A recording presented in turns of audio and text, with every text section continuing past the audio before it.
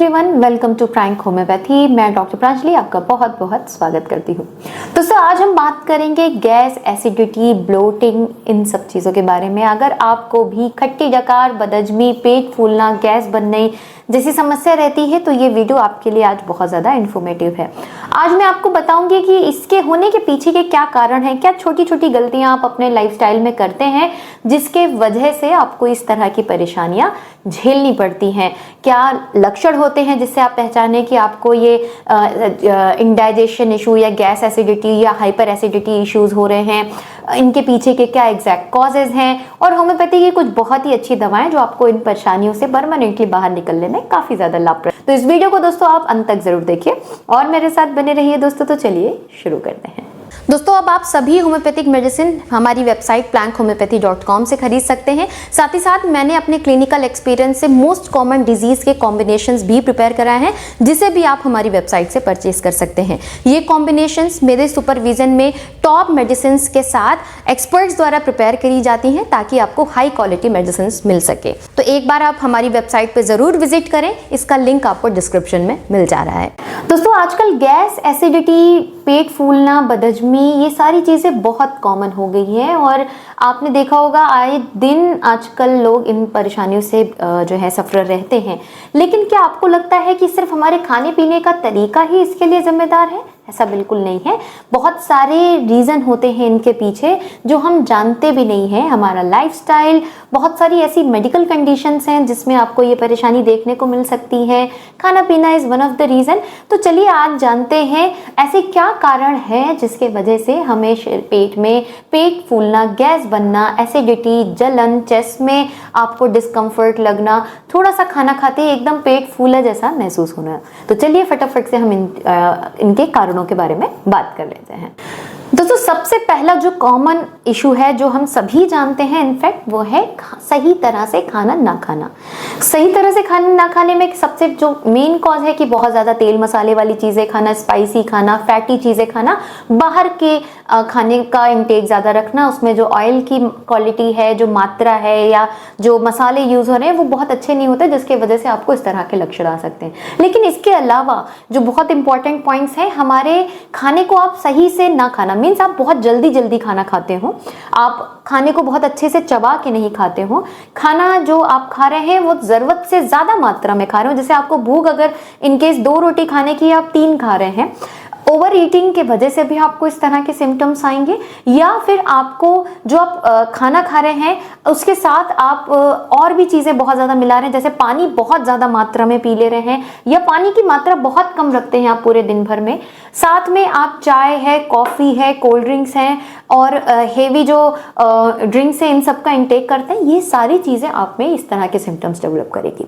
Next, आजकल बहुत ज़्यादा कॉमन देखने को मिल रहा है वो है स्ट्रेस। स्ट्रेस से बहुत सारे लोगों को ये पता ही नहीं होता, लेकिन स्ट्रेस से भी आपको गैस, एसिडिटी, ये पेट फूलना, इस तरह के सिम्टम्स आएंगे। अगर आप स्ट्रेस में रहते हैं, आप खुद ये चीज़ ऑब्जर्व करिएगा, जिस दिन आप बहुत ज़्यादा स्ट्रेसफुल हैं, एंजाइटी में है, नींद डिस्टर्ब है, अगले दिन आपको एसिडिटी, खट्टी डकार, पेट फूलना, उल्टी सा लगना, चेस्ट में जलन, पेन, इस तरह के सिम्टम्स आने लग जाते हैं। नेक्स्ट रीजन है कॉन्स्टिपेशन। अगर आपका पेट बहुत अच्छे से साफ नहीं हो रहा है तो पेट में जब खाना अनडाइजेस्टेड फूड या फिर जो डाइजेस्टेड फूड आपके पेट में आंतों में पड़ा हुआ है तो वो फर्मेंट करता है, खराब होता है, उससे आपके अंदर आंतों में गैस फॉर्म होती है, जिसकी वजह से आपको बहुत ज़्यादा पेट में डिस्कम्फर्ट, पेट फूलना और बदहजमी जैसा लगना, उल्टी जैसा लगना, भूख ना लगना जैसे सिम्टम्स महसूस होने लग जाते हैं। इसके अलावा आप बात कर लेते हैं दोस्तों कि अगर आप भोजन करने के बाद तुरंत लेट जाते हैं तो आपका खाना सही से पचता नहीं है और आपको इंडाइजेशन, पेट फूलने जैसी समस्या लगने लगती है। अब कुछ मेडिकल कंडीशंस के बारे में भी बात कर लेते हैं। सबसे पहले हो गया कि फूड इंटॉलरेंसी। अगर आपको किसी पर्टिकुलर फूड से इंटॉलरेंसी है, जैसे आपको लैक्टोज इंटॉलरेंसी है, ग्लूटेन इंटॉलरेंसी है, या किसी पर्टिकुलर फूड से आपको इंटॉलरेंसी है, उसको जैसे ही आप लेंगे आपके बॉडी में सिम्टम्स, पेट फूलना, गैस बनना, इंडाइजेशन जैसे सिम्टम्स आने शुरू हो जाते हैं। बहुत सारे लोगों को एग से, मशरूम से, दूध दही से, आटे से या आटे से बनी हुई चीज़ों से, बेकरी आइटम्स से, इन सब से दिक्कत होती है। तो जब भी आपका एक्सपोजर इनसे बढ़ता है आपको तकलीफ बढ़ती है। कुछ मेडिकल कंडीशंस में जैसे IBS की कंडीशन हो गई, अल्सरेटिव कोलाइटिस हो गई, नॉर्मल कोलाइटिस हो गई, गैस्ट्राइटिस कंडीशन हो गई, पेट में आपके स्टमक में अल्सर्स हो गए, पेप्टिक अल्सर्स हो गए, इन सारी कंडीशंस में भी आपको इंडाइजेशन, एसिडिटी, पेट फूलना, दर्द, तकलीफ, सिम्टम्स आएंगे। अब इसके अलावा भी और कौन कौन से मेडिकल कंडीशंस हो सकती हैं, जैसे आपको फैटी लिवर हो सकता है, गॉल स्टोन की कंडीशन हो सकती है, आपको थायराइड डिसफंक्शनिंग हो सकती है, गर्ड का कंडीशन हो सकती है। इन स्थितियों में भी आपको ऐसे सिम्टम्स देखने को मिल सकते हैं। तो ये कुछ मेडिकल कंडीशन भी हैं जिनमें आपको ऐसे सिम्टम्स आते हैं। तो अगर आप बहुत लंबे समय से इस तरह के सिम्टम्स से सफर हैं तो प्लीज इनको नजरअंदाज नहीं करें। हो सकता है आप किसी ऐसी मेडिकल कंडीशन से सफर हो जिसकी वजह से आपकी बॉडी इस तरह के लक्षण दे रही है। कुछ लाइफस्टाइल भी इसके पीछे रीजन होता है कि जैसे आप बहुत देर रात में खाना खाते हैं, खाना खा के वॉक नहीं करते हैं, पानी कम रखते हैं, स्मोकिंग करते हैं, अल्कोहल लेते हैं, तो ये सारी चीजें भी आपके अंदर इस तरह के इंडाइजेशन या हाइपर एसिडिटी जैसे सिम्टम्स क्रिएट करते हैं। तो अपने लाइफस्टाइल को भी जरूर सही करें।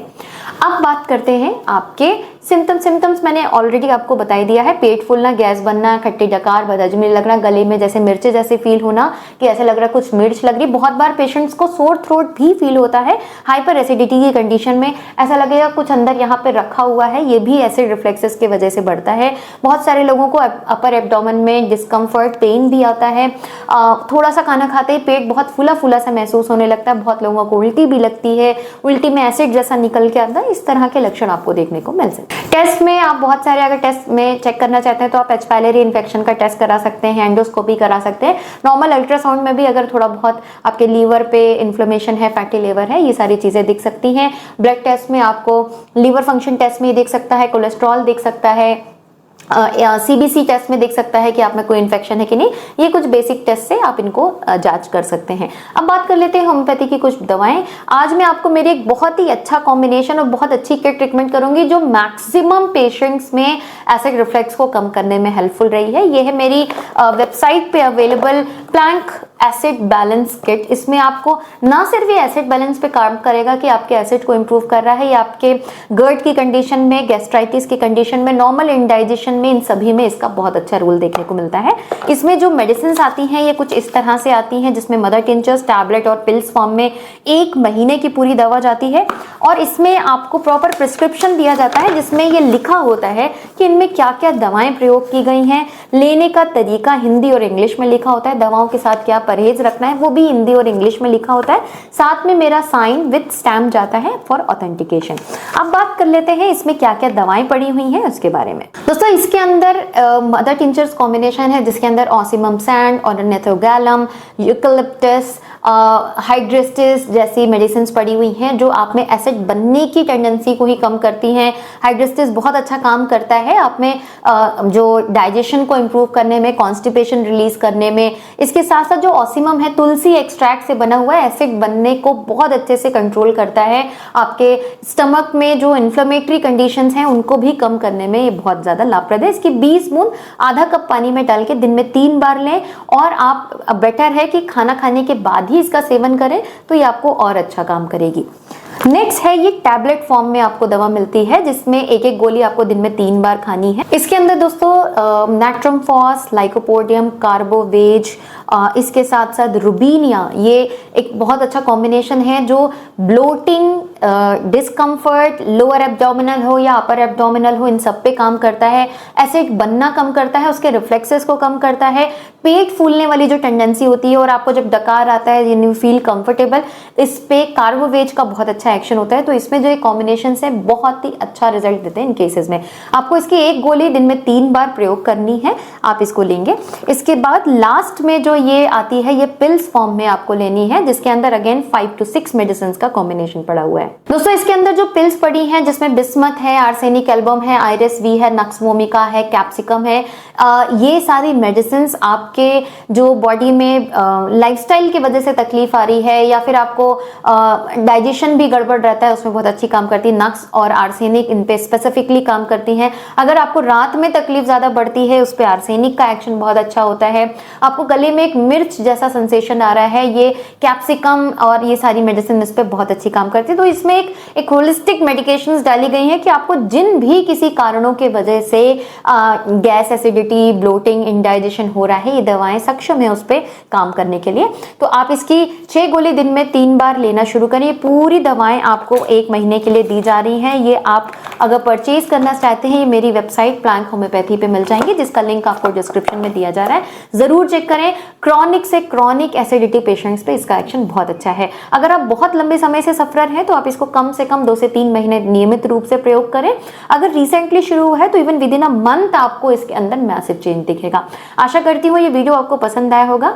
अगर वीडियो अच्छा लगा है तो इसे लाइक जरूर करें, शेयर करें ज्यादा से ज्यादा लोगों तक। अगर आपने मेरे चैनल को अभी तक सब्सक्राइब नहीं किया है तो प्लीज चैनल को जरूर सब्सक्राइब करें। मिलती है इसी तरह के इन्फॉर्मेटिव वीडियोस के साथ, तब तक के लिए अपना ध्यान रखें। Stay safe and healthy.